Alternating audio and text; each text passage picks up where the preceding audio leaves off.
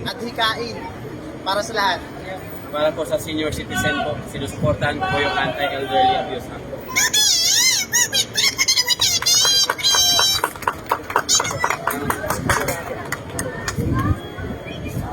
Okay lang po.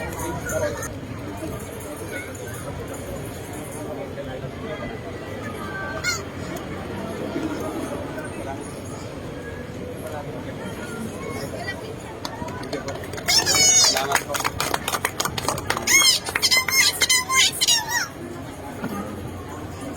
Sigaw mo yung page mo.